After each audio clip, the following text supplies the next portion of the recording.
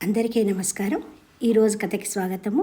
ఈరోజు కథ జిత్తులమారి నక్క మరియు తాబేలు సహాయం కథ. ఒక అడవిలోని కొలనులో నక్క, తాబేలు, కొంగ ఎంతో స్నేహంగా ఉండేవి. కానీ నక్క ఎప్పుడు జిత్తులమారిది ఏవేవో ఉపాయాలు చేసేది.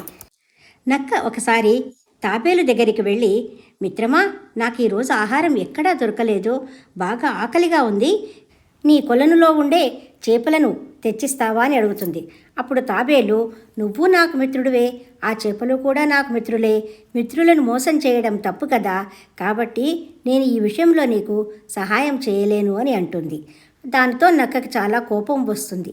నా ఆకలి తీర్చడానికి నువ్వు కొంచెం కూడా నాకు సహాయం చేయట్లేదు, నీ స్నేహం నాకు అక్కర్లేదు అని అక్కడి నుంచి వెళ్ళిపోతుంది.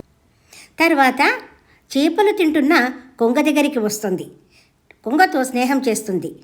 అప్పుడు అక్కడే ఉన్న తాబేలు హెచ్చరిస్తుంది కొంగతో, నక్కతో స్నేహం అంత మంచిది కాదు, జాగ్రత్త పడు, నువ్వు తినే చేపల కోసం ఆ నక్క నీ దగ్గరికి వస్తున్నది అని హెచ్చరిస్తుంది.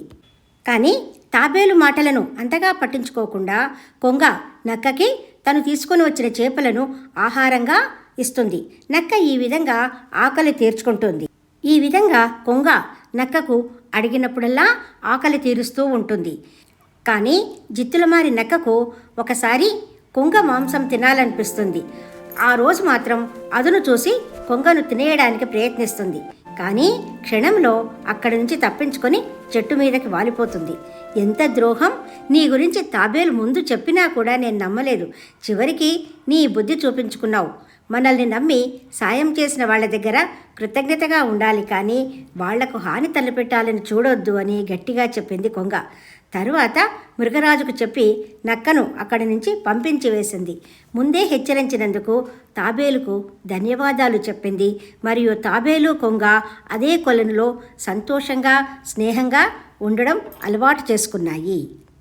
స్నేహంలో మోసం చేయొద్దు అనే నీతిని తెలియజేస్తున్నది ఈ కథ. లైక్ చేయండి, షేర్ చేయండి, సబ్స్క్రైబ్ చేయండి. ఇటువంటి కథతో మళ్ళీ కలుసుకుందాము. సెలవు. Thank you.